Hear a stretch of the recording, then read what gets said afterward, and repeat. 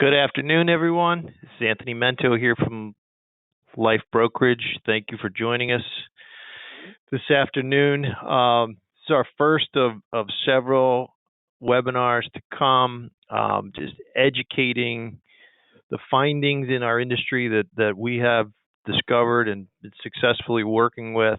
And today's topic, IUL Multipliers, is certainly a widely debated topic within the industry, and I think what you'll see today is that there are value in multiplier products, and there is value in non-multiplier products. So what we'd like to do is educate you on both and touch on how non-multiplier products can be best used in optimizing a retirement plan. So here's our agenda for today. I'll certainly distribute the slides at the end of the show, so no need to take notes. If there are any questions during the presentation, there is a button that you can raise your hand and ask a question through the portal, and we'll be happy to address those at the end. So, I promise to keep this short and sweet, and hopefully you'll pick up some value for your practice today. So just to dive right in, today's the key learning objectives. The most common mistake in a retirement plan is what every American does, is pulling money out of a portfolio at a rate of return before knowing the actual rate of return. So we've been taught that we can distribute 4% of an equity portfolio any given year, so we automatically request a 4% withdrawal without knowing what the actual rate of return is on that portfolio. So if we're pulling out at 4% and the market's down 6%, well, then we've essentially taken money out of the portfolio that never has a chance to recover and severely impacts the longevity of the portfolio. The second biggest mistake is that we don't implement any protection against markets going up and down. And we're going to dive into this. And at the end of the day, we're going to show you how to sell a bunch of cash value life insurance. And thirdly, I wouldn't say this is a mistake, but it's often overlooked, that longevity risk is real. And if you're age 65 today, you better have enough assets to last you 30 years into retirement. Again, everything will lead back today to cash value life insurance. So, okay, if you're going to take anything out of today's presentation and the 40 minutes or so you set aside, this is it. So probably should have put this at the end, but you can actually hang up after these couple slides and you take away the message. And this is it. Today we're going to concentrate on the volatility buffer. But these are right, 6 different methodologies on creating an income stream. So for a 65-year-old looking to generate $100,000 of lifetime income, the most common approach is the Monte Carlo withdrawal. Now, we'll show you today that 2.56% distribution rate is most appropriate, but historically, what every investment advisor has told you is that 4% withdrawal rate is the appropriate rate to sustain a 30-year retirement income stream. Due to fluctuations in the market, sequence of returns, but look at this. Just take a minute and look at the assets required to generate that income. And what this chart shows you is how important the distribution income rate is in the retirement portfolio. If I can distribute at 4% and I want to generate, if I can distribute at 2.56% and I want to generate $100,000 of income, well, then I need $3.9 million of assets at retirement, right? So it's not about the amount of assets you have. It's really about the amount of income you can generate.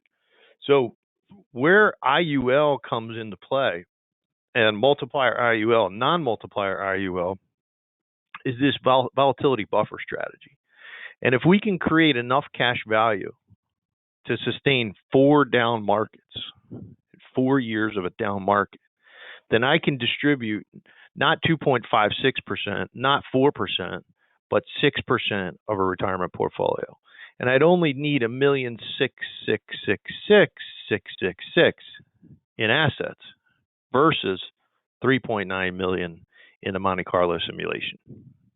If that makes any sense.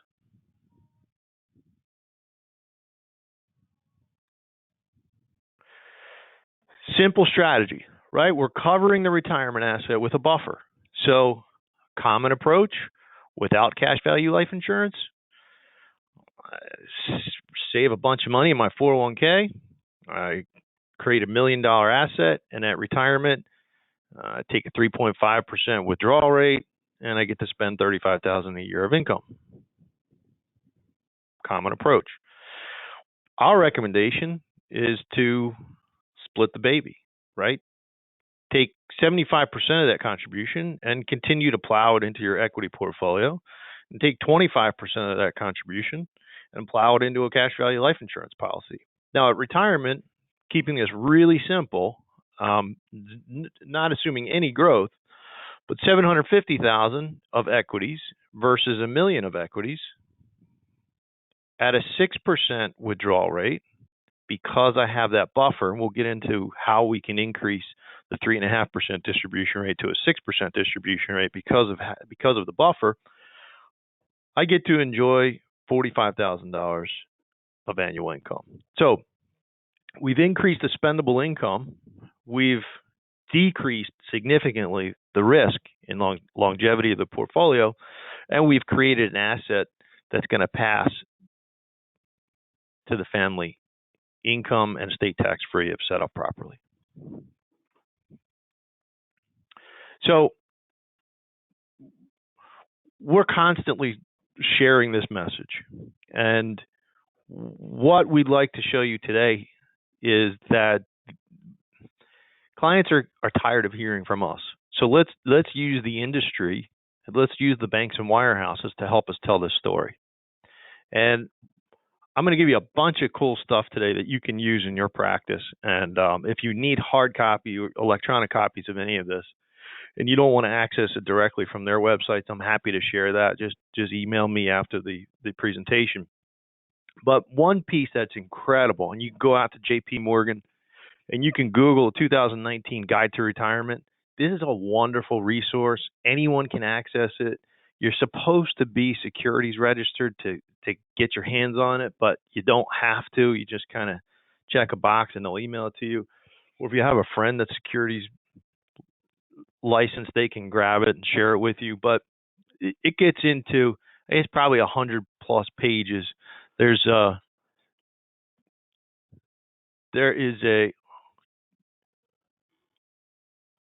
and I apologize. It looks like the screen wasn't sharing. There we go. So let me take a slide. Let me take a step back here. So the Guide to Retirement, you can search through JP Morgan.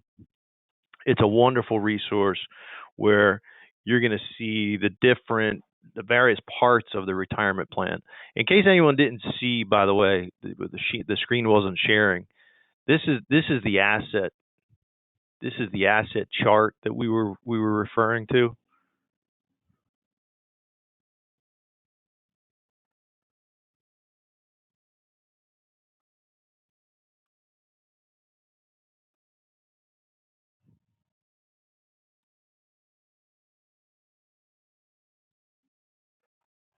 Bear with us for a second.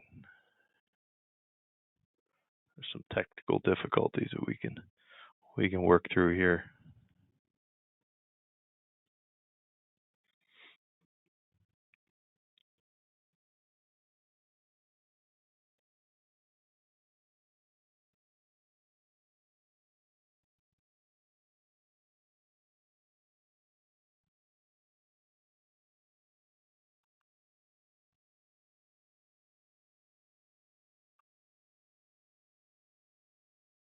Okay.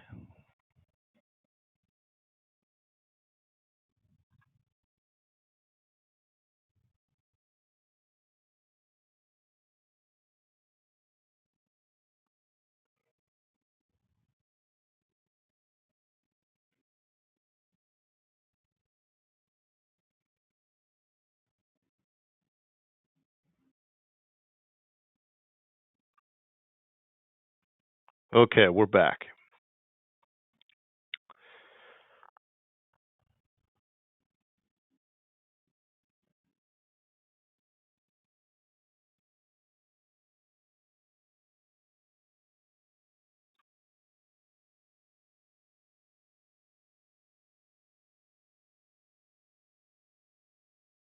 All right. So back to the assets needed in retirement. Appreciate your patience there. Assets needed in retirement. We're getting into distribution rates, and again, here's the chart that I spoke of earlier, and showing various assets needed to generate a distribution rate equivalent to provide $100,000 of lifetime income. So this is the chart that we were referring to. So let's dive in and let's discuss this volatility buffer option, where because we have cash value life insurance in the portfolio, that is our permission slip to distribute at a 6% distribution rate versus a common 2.56.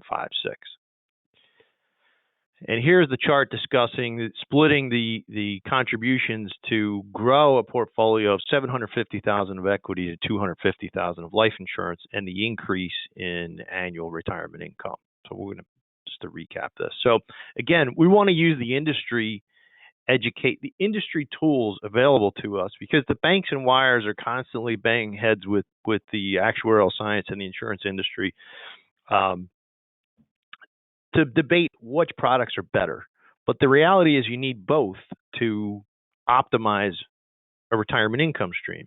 So, again, the JP Morgan, you could easily Google the Guide to Retirement 2019. You'll see the different retirement, the various parts of the retirement plan equation. It'll speak to longevity, right? We're taking this directly from the wirehouses, which one would perceive to be our largest competition. So utilizing the tools they make available to the public to help us tell our story is extremely effective. So this gives you a message of, you better be planning for 30 plus years. Replacement ratio. So it's estimated through this study that you're going to need to replace about 74% of your income at retirement. 47% of that is going to come from private sources, how much you can save on your own in non-qualified type assets. 27% is going to come from Social Security, so we don't know if that's going to be there or not. You're going to have about an 11% change in taxes. You're going to have about an 8% reduction in expenditures, and you're going to have about 6% less that you were contributing to your 401k type asset in retirement. So about 75% of your current income needs to last 30 plus years into retirement.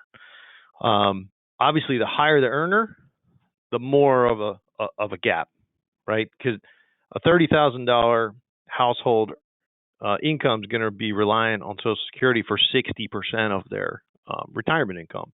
Conversely, a $300,000 earner is going to be reliant on 12% of their retirement income to come from Social Security. They're going to need to make up 60% in private. We're entering the reverse legacy generation, right? Among 65 to 74-year-olds, the labor force participation expected to hit 32% in 2022, and that's up 20%. So, 40% of these folks, their primary retirement income source is going to come from self-funded plans like 401ks and 403bs. Half of married American retirees derive 50% or more of their retirement income from Social Security. So when we talk about this reverse legacy generation, these are the folks that actually ran out of money and moved back in with their kids. And we're seeing this all across the United States. Thought it was important that, given the majority of Americans are dependent on 401k assets, we wanted to show the asset allocation of 401k plans just to further demonstrate that equities and bonds are the primary source of retirement income today. So, we talked a little bit about the crisis. Now let's talk a little bit about behavioral risk. And again, I'm setting up the use of IUL or whole life, non-multiplier IUL to optimize the retirement plan. So again, utilize these tools as you are set up. You have behavioral risk, right? There are 9 behaviors that cause investors to act irrationally. And they go from hurting to regret to maybe unnecessary optimism to diversification to loss aversion, right? Buying and selling at the wrong time. And this is a really cool chart from 2018 on 1-year returns. In the 1-year return of the S&P in 2018 was negative 4.38. Yet the average equity index fund investor lost 7.22. The average equity fund investor, non-indexed, lost 9.48. Right, and the same kind of goes from with bonds, and this is all due to timing, right? I can take you over a 3-year, a 5-year, a 10-year, a 20-year pattern. Investors' behavioral risk cause them to miss out on the big swings in the market, right? If you were fully invested between 1999 and 2018, the returns of the S&P would have been 5.62. Let me just give you the impact of missing the 10 best days, 10 days in 20 years. Your actual return goes from 5.62 to 2%. If you miss the best 60 days, right, like in and out, market collapses, you move to cash, you lost 7.41%. So behavioral risk is real, right? We talked about longevity risk.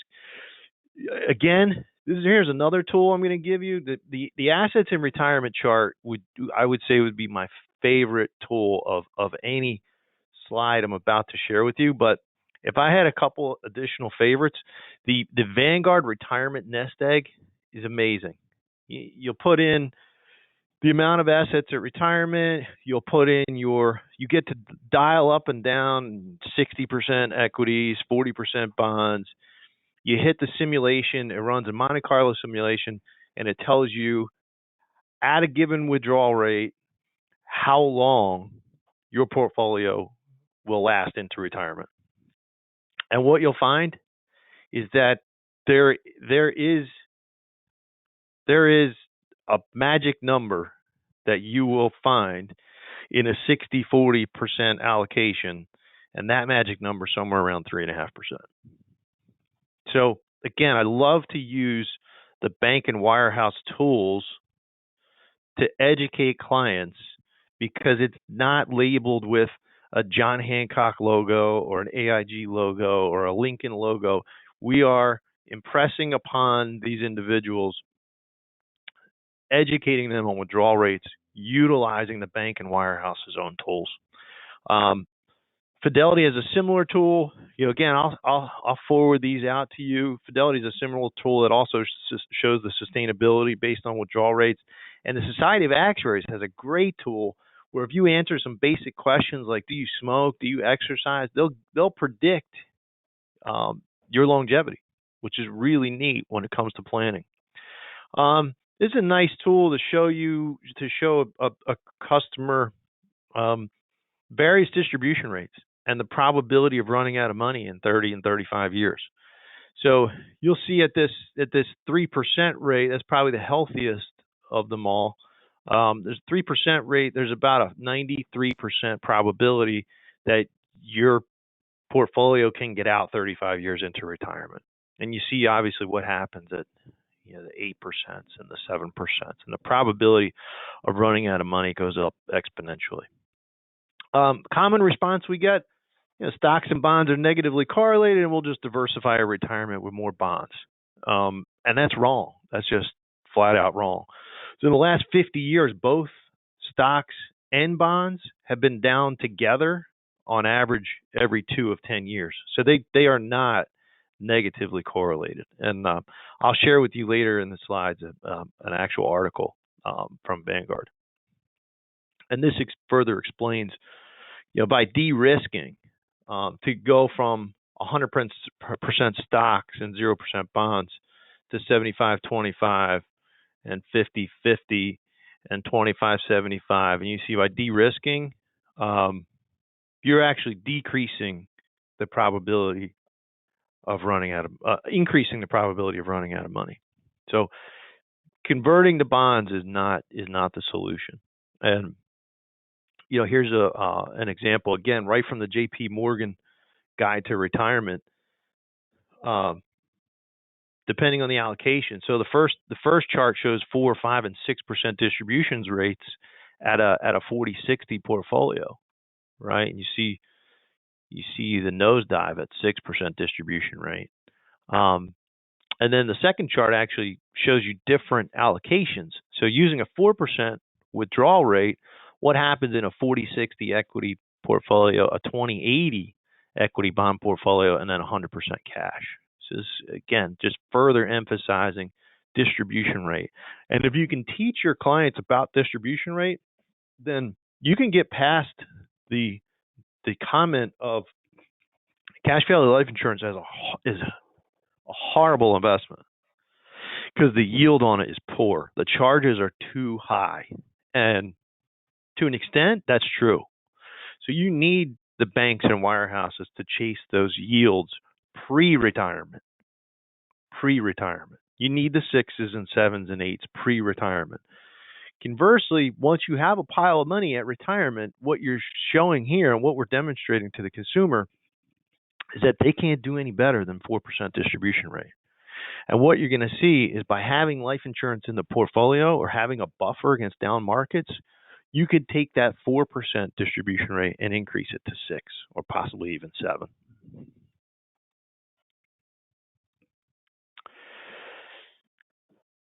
Here's my argument against the 4% rule. And the head of Morningstar, and again, all these articles are available to you. If you just flip me an email at the end. The head of Morningstar has publicly written articles describing the 4% rule to be outdated because the next decade will not yield historical averages of 10% in large caps and 5% treasuries. Right, our average treasury yield over the past few years has been somewhere in the neighborhood of 2.6%. So no portfolio can assume a 10% equity and a 5% bond average rate of return. So that further suppresses the 4% rule, right? Which is why our simulations show closer to 3.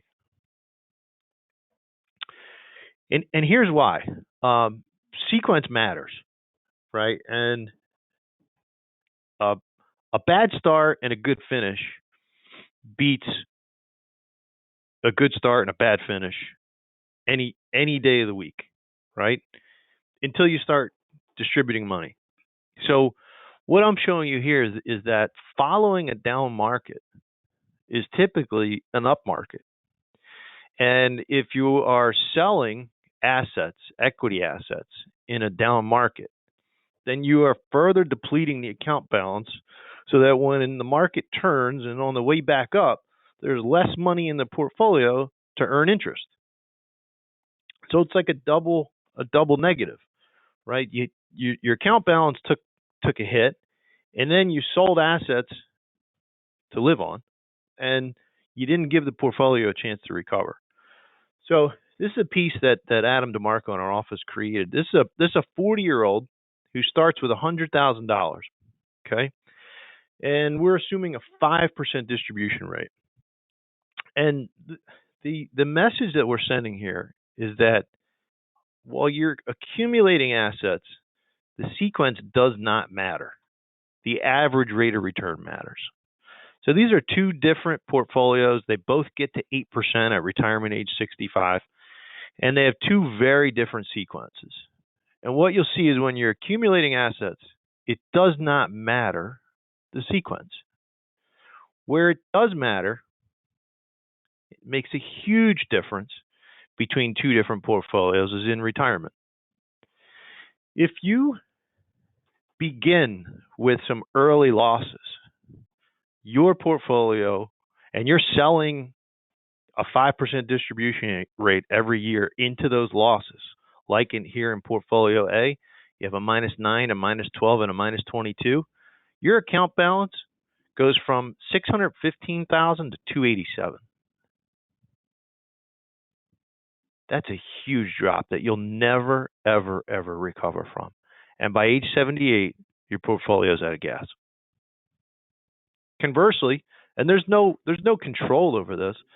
Conversely, in portfolio B, I still have an 8% yield, but the sequence started better than I anticipated, and I have $1,287,000 in the portfolio at age 90. So there's a very big difference between running out of assets at age 78 versus having $1,200,000 in more portfolio at age 90, all because of sequence. So sequence matters. It's extremely important. So again, when's the best time to experience a market loss?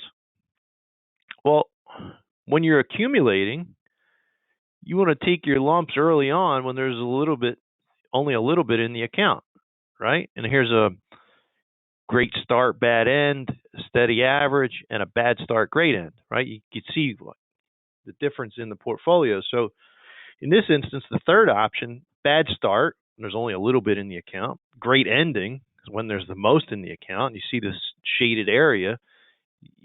You want the good ending, the great ending when you're accumulating. Conversely, in your spending years,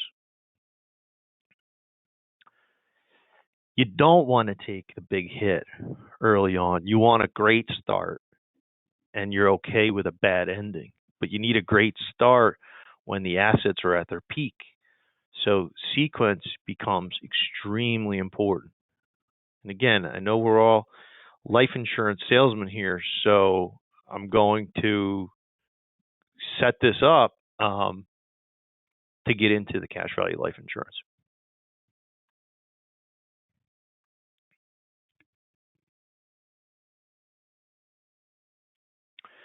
Again, talking about, here's a piece from BlackRock. Again, 3 different portfolios. Good stuff here. $1 million initial investment. All 3 portfolios get to a 7% return. All 3 portfolios reach 5.4 million, right? Further impressing upon the idea that sequence does not matter when you're accumulating. However, the second page of the BlackRock piece shows that it's a very different outcome, and sequence does matter when you are distributing. And again, we're utilizing the BlackRocks and the Vanguards to help tell our story. This is really powerful stuff.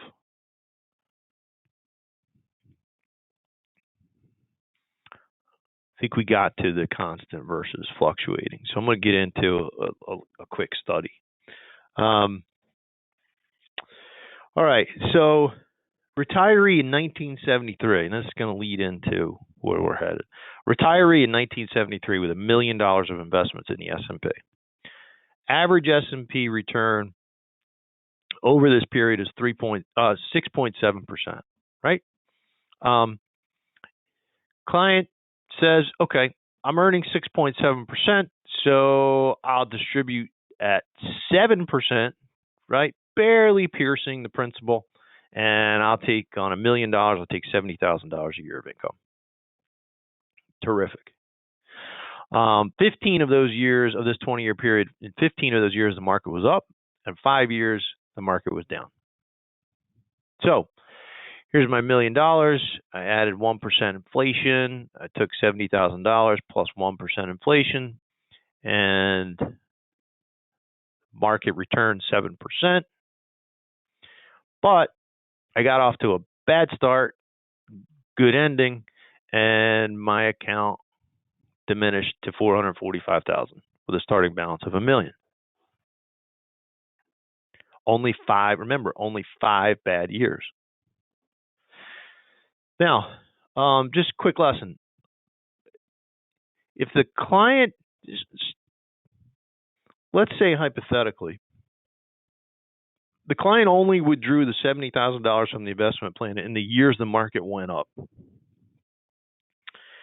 Assuming they planned properly and they had cash value life insurance or any type of volatility buffer, and I'll get into the three different types, they withdrew the $70,000 from the buffer in the 5 years the market went down.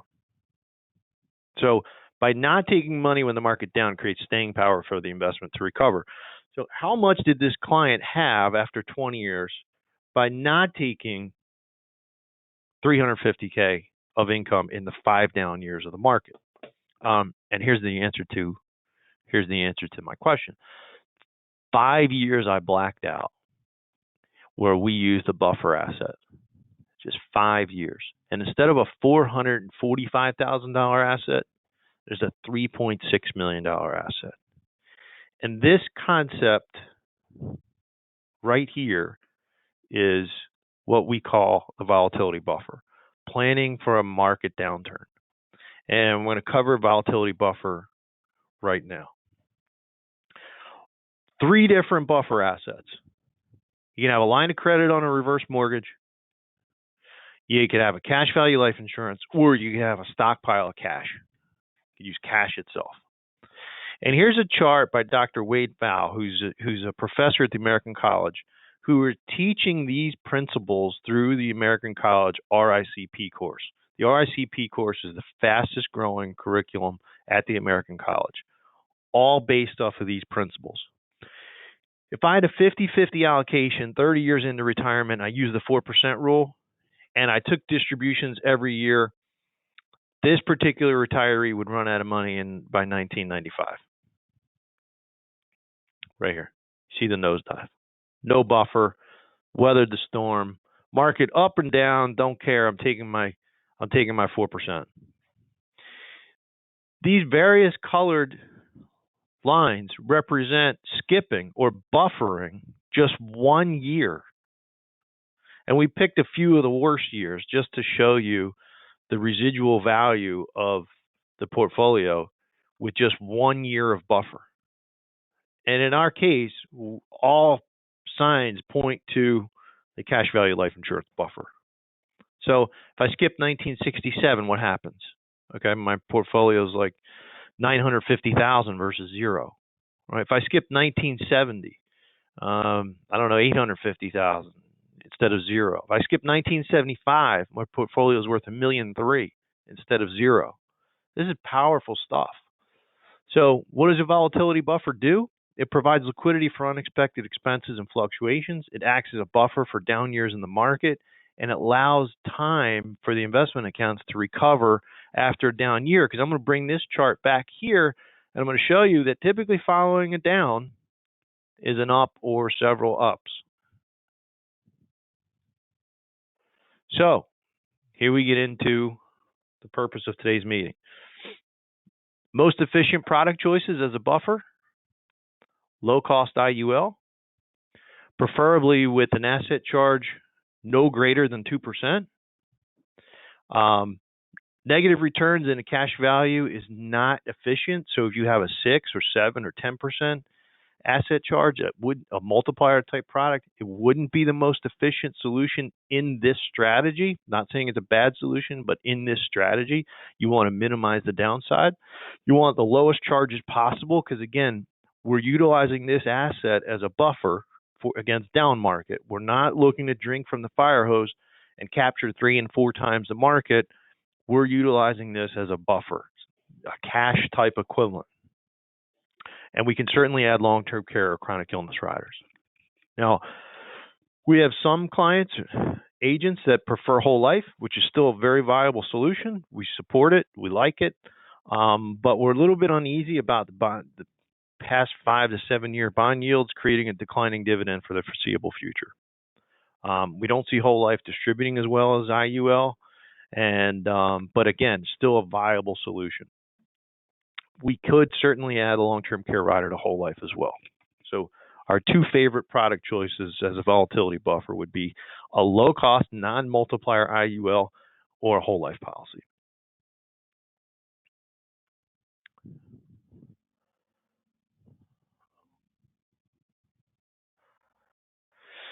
In the optimal solution, the permanent cash value life insurance as a non-correlated asset.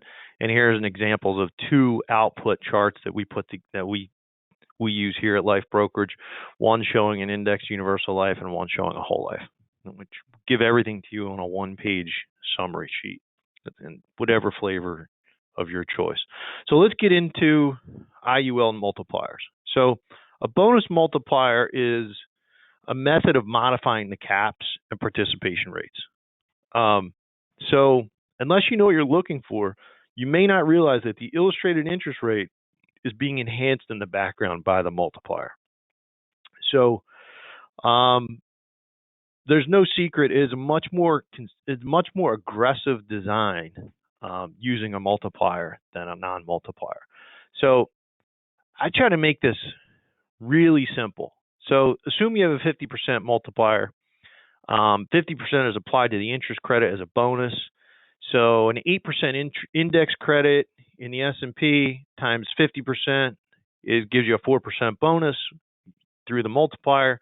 So your total interest credit is 12%.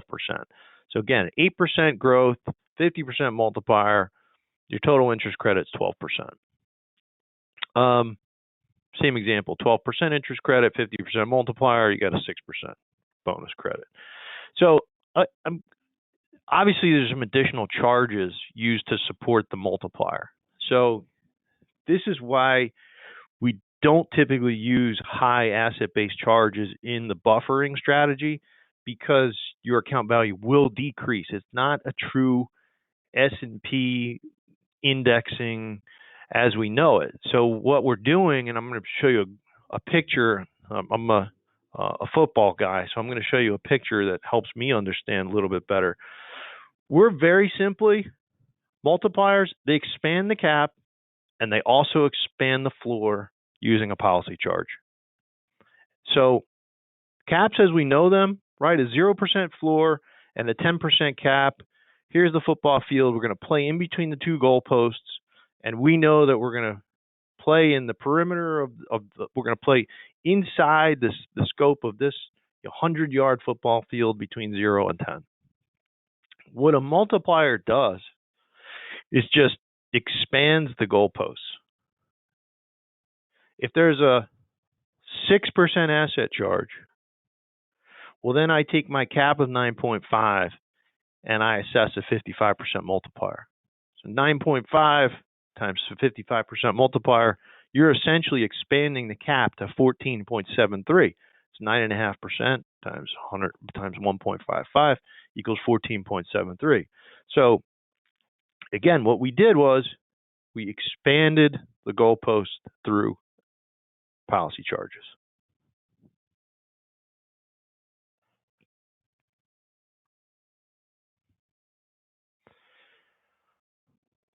What are we getting? So you're getting a potentially higher cap, right? We're seeing carriers. There's 4 major carriers offering the buy up, right? You can pay a little bit extra to expand your cap, or you can implement an asset charge to implement a multiplier. So I'm going to dig into some additional. And again, this is not picking on any one particular. This is not particular carrier, but we're showing you the differences in the very distinctive differences in the variety of carriers. So this is representative of a male 40, 7-pay, minimum non-MEC face amount, $20,000 premium, increase the death benefit for 7 years. I leveled off in year 8, and I take income years 26 to 45. Through age 65, you can see the policy charges for the low-cost IUL is $44,000. Total charges through age 65. $94,000 through age 85, $118,000 through age 100. Now, I'll take you to the most dramatic of the multiplier products. 10 times the charges. So, 10 times the charges in order to get a multiple of the market. Through age 65, Company A's policy charges $449,000 through age 65. $1 million through age 85, $1.1 million through age 100.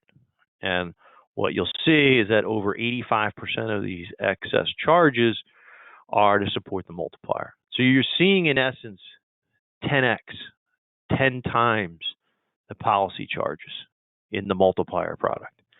Some agents will say, I get that much value, I get that much more upside. That's one way to look at it.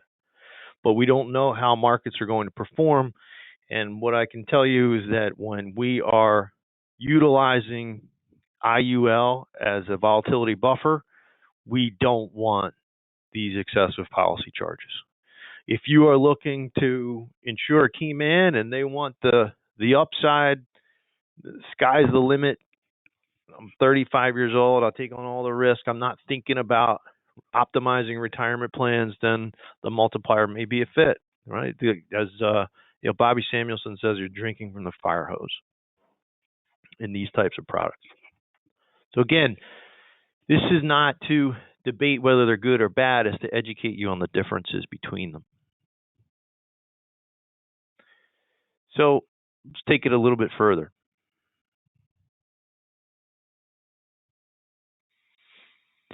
Bonus charges effectively lower the floor. Remember, we moved the goalpost, right? So your floors can now be a -6, and your caps, rather the 12.25% cap and a 56% multiplier, your cap essentially is now extended to 19.11, right? So your cap and floor is now essentially -6 or positive 19.11, and you'll play within the realm of those guardrails. What you'll see here, interesting, 2005, is that the market was up 5%, and because of the asset charge, the actual performance was -1. So this should give you these charts should give you a better understanding of how this works. So here's an example of how the multiplier could work against you, right? From 2002 to 2005, we had a -23, a +26, a +9, and a +3 in the S&P 500.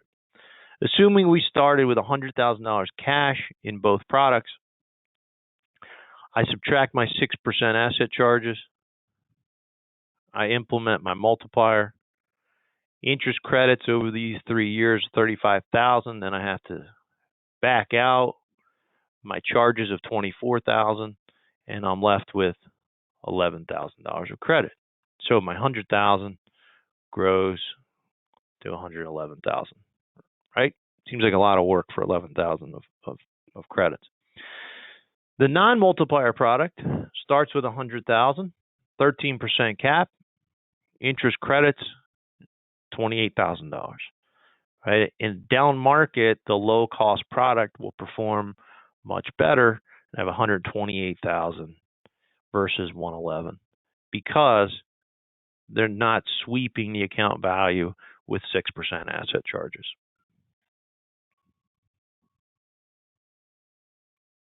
And you see the difference. So again, past performance is really no prediction of future results. But in the down market, again, we're buffering assets. We want to use a low-cost IUL in this particular strategy. So conclusion one, multipliers may make a difference in the illustrated results, but will they make a difference in the actual results? We don't know. In a bull market, a consistent bull market, possibly yes. In a down market, certainly no. But again, I think our industry needs to pick and choose what settings we use them in. We seem to be using them in high-end premium finance for death benefit strategies, which I think is a time bomb waiting to happen. Where we should be using them is in, again, 35-year-old key man scenarios. We should be using low-cost IULs for volatility purposes in premium finance and death benefit strategies. We should be using low-cost IUL in optimization or volatility buffer type strategies. We just seem to find a product that illustrates well, and we use it in every scenario possible, which is quite dangerous. In conclusion, two, does the level annual illustrated return by applying a multiplier really show what a multiplier will do? I don't know. We showed a couple different examples, and you'll be the judge. So conclusion three, policy charges are typically added to the bonus multipliers are constant. So regardless of the market performance, those policy charges are coming out. So as long as the consumer and the agent understand that your new floor is -6 in exchange for an upside of 14.73, or raising that cap from 9.5 to 14.73, then I think the industry has done its job. Again, they're not inherently good or bad, but just because they illustrate better doesn't necessarily mean that they're a better product. And I think the carriers who are leading the premium charge in IUL sales are the carriers that look the best on paper, and that's not always the best analysis. So, to close with the last few slides, I'll show you some of these multiplier products under pressure. If I take that same scenario where we analyze the charges and we do an income solve, well, the low-cost IUL yields a $57,000 income, right? Good, but certainly not as good as the $75,000 income using the highest charge multiplier product. And this is assuming a maximum default rate. If I start stress testing that default rate and we bring it down to 6%, well, then the low-cost IUL carrier starts to outperform. The multiplier products typically perform in environments of 6.5 or better.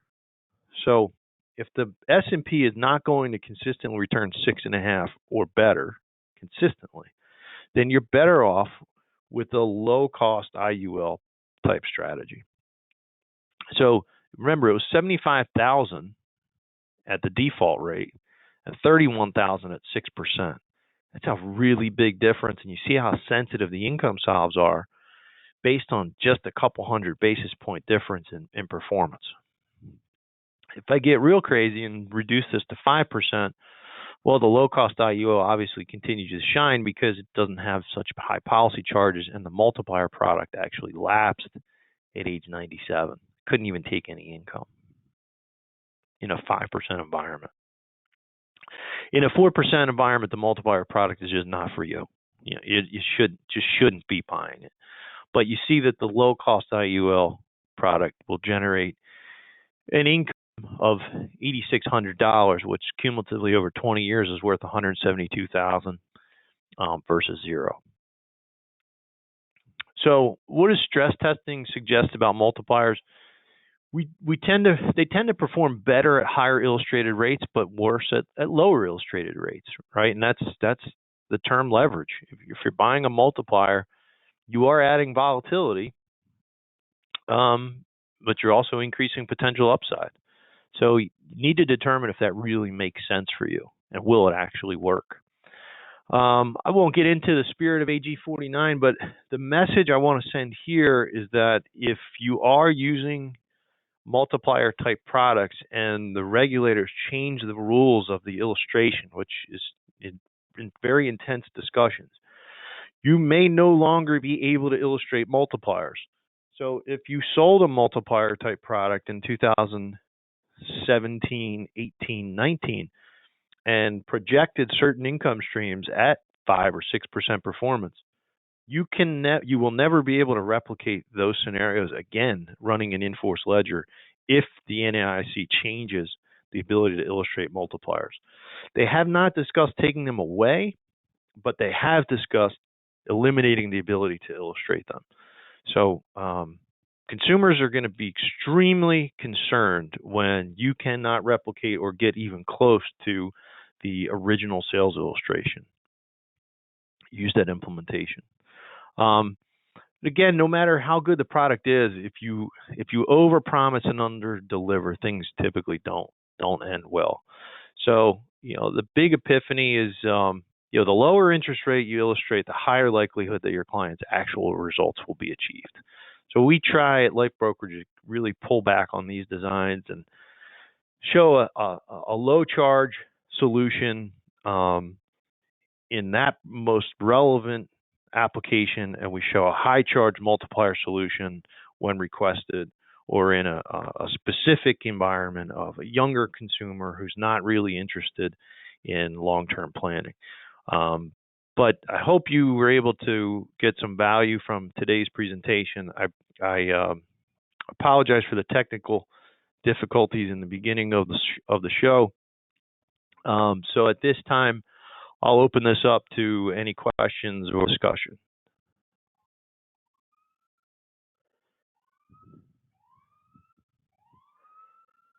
I think Glenn had a question, or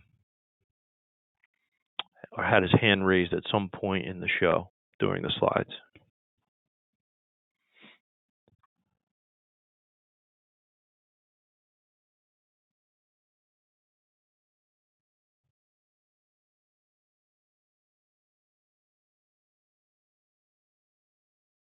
Okay. Given there are no questions, I want to thank you for your participation. I will circulate a copy of today's slides, and if anyone would like any of the material, third party or charts, please email me. I have PDFs of everything, and I'm happy to share any of our resources that we have. So that will conclude today's webinar, and I thank you for your participation.